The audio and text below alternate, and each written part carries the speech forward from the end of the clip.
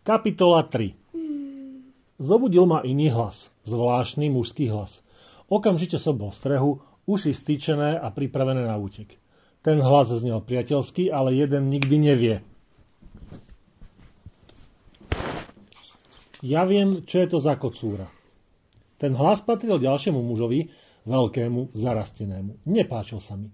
Keď sa priblížil, varovne som na ňo zavrčal, ale on sa rozusmial. To je Oli z Horárne. Určite ho poznáte. Všetci v dedine ho poznajú. Daniel z Niky si vymenili smutné pohľady. Nikdy sme tam neboli, vysvetlil Daniel. Aha, no zrejme tu nebývate dlho. Oli patrí Georgeovi, majiteľovi hostinca. Do Paroma, veď on tuším teraz nemá kam ísť. Určite viete, čo sa stalo s hostincom, alebo nie?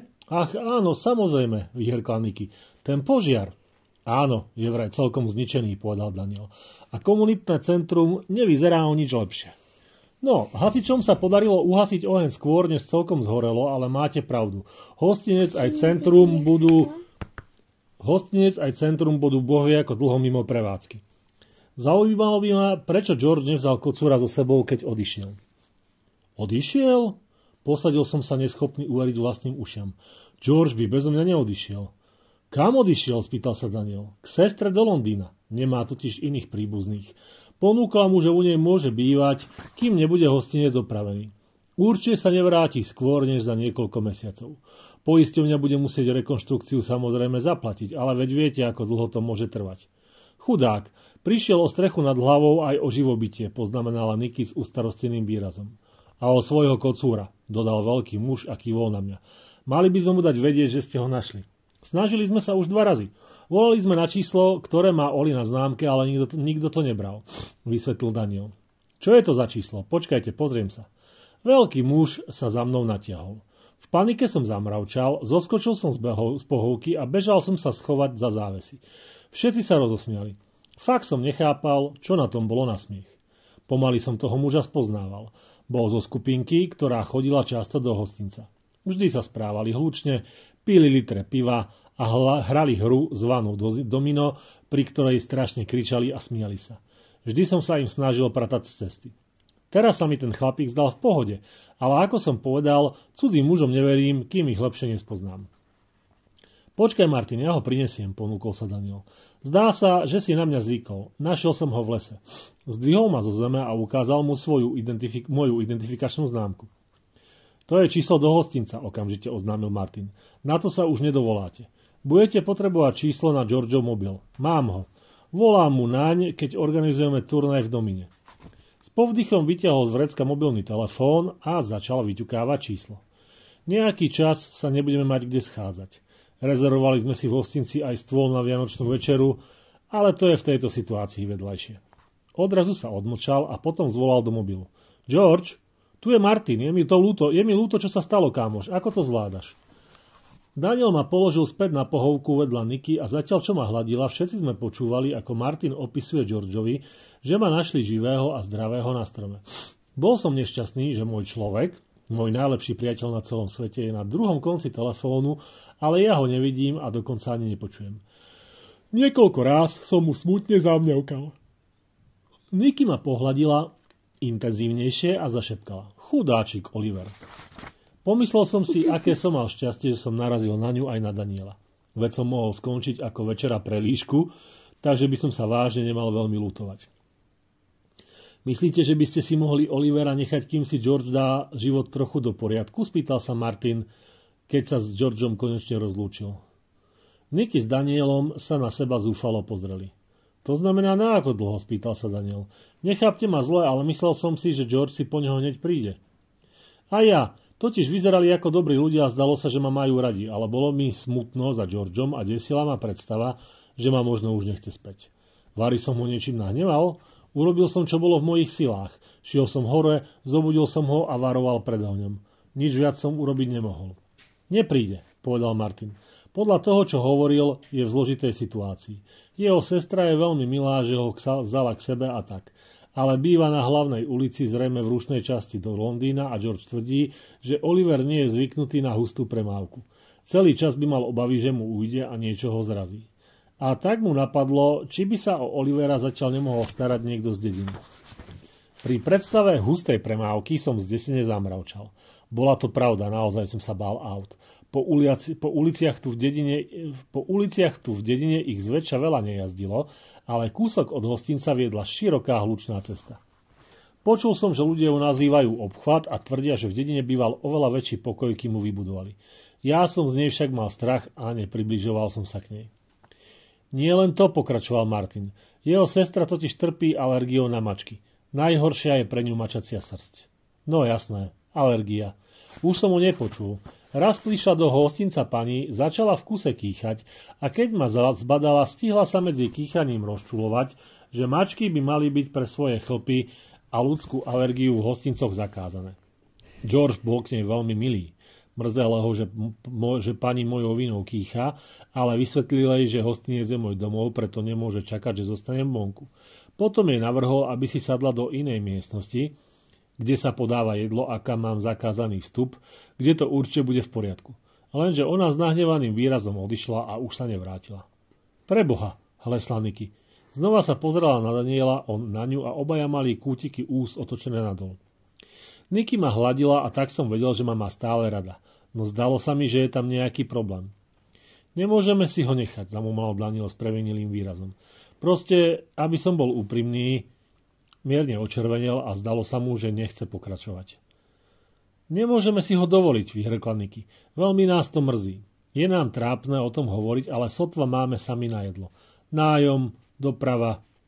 Samozrejme, chápem, povedal Martin a prešliapol z jednej nohy na druhú, ako to ľudia robia, keď sú v rozpakoch. V tejto dobe sa každému žije ťažko a za to môže tá prekliatá vláda, banky, ekonomická situácia. Odmlčal sa a potom náhlivo dodal. Veď ho pokojne môžem vziať k nám. Znova som stuhol pripravený vyšplať sa po závesoch hore. S týmto človekom nikam nepôjdem. Zatiaľ som mu neveril. Mal veľmi silný hlas, veľmi červenú a zarastenú tvár a strašne veľké predné tlapy. Pozrel som sa na peknú Niky a nešťastne som zamňalkal, ale zdalo sa mi, že nevníma. Ste si istí? Veď máte zo Sarah 2 deti. A nie je to priskoro po Čertíkovi? Čertík? Kto je Čertík a čo s tým má spoločné? Znovu som zamňaukal. Doliehal na mňa čoraz väčší strach. Martin na okamih zosmutnel. Potom zľahka pokrčal plecami a všimol som si, že sa snaží usmievať. Podľa mňa by to dievčatám naopak pomohlo vyrovnať sa s jeho odchodom. Mať v dome inú mačku by mohlo byť presne to pravé. Samozrejme, nejakú si aj tak chceme zaobstarať, len sme ešte nemali čas o tom popremýšľať. Takže Čertík bol kocúr a podľa všetkého sa mu niečo stalo. A Martin bol preto smutný. Prestal som mňaukať a ešte raz som sa na ňo pozrel. Ak už niekedy mal mačku a chýba mu, určite nemôže byť zlý. Rozhodne máme v dome viac miesta, aj záhradu, pokračoval a tento raz mal veselší hlas.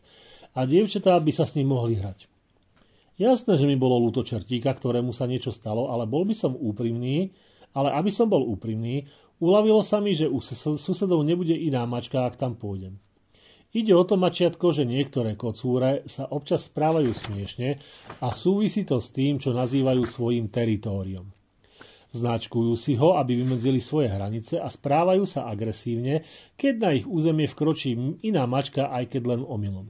Tak sa začína väčšina šarvátok. Nechápem to. Osobne dávam prednosť spokojnému životu.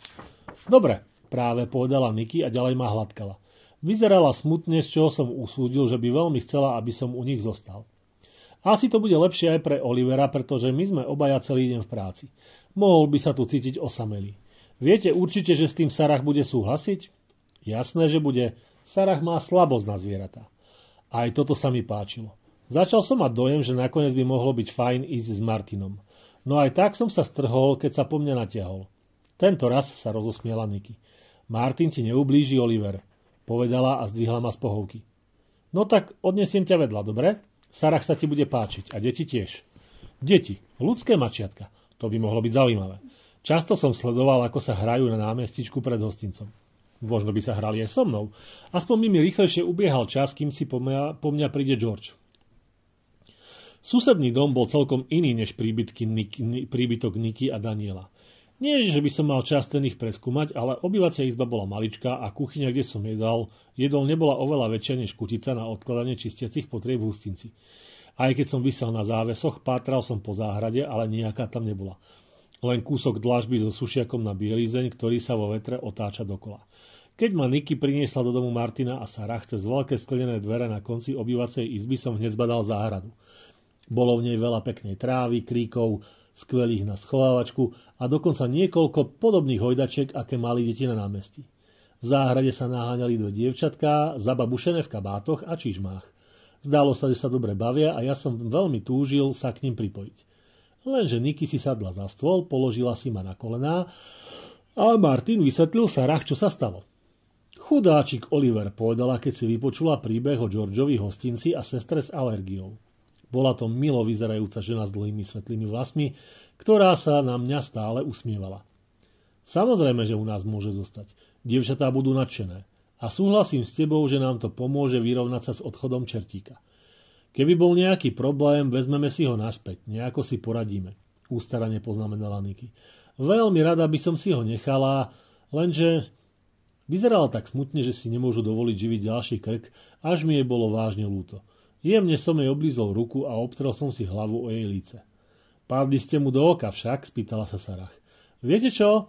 Mohli by sme sa o ňo starať spoločne, až kým sa George nevráti. My mu samozrejme budeme dávať jedlo, to nie je problém. Som totiž na voľnej nohe, takže bývam skoro celý deň doma.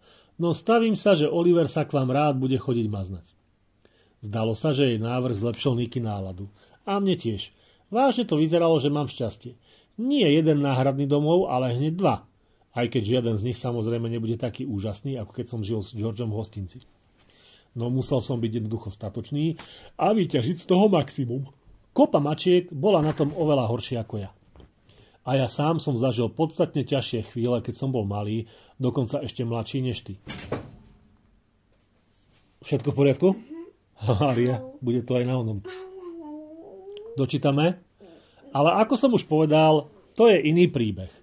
Možno ti ho raz porozprávam, i keď mi aj teraz behá mráz po chrbte, keď si na to spomeniem. Už je však neskoro, mačerko. Spieva sa a musíme sa vrátiť na večeru. Zajtra ti poviem viac. A to je koniec kapitoly a na záver kapitoly Betka spadla z postele.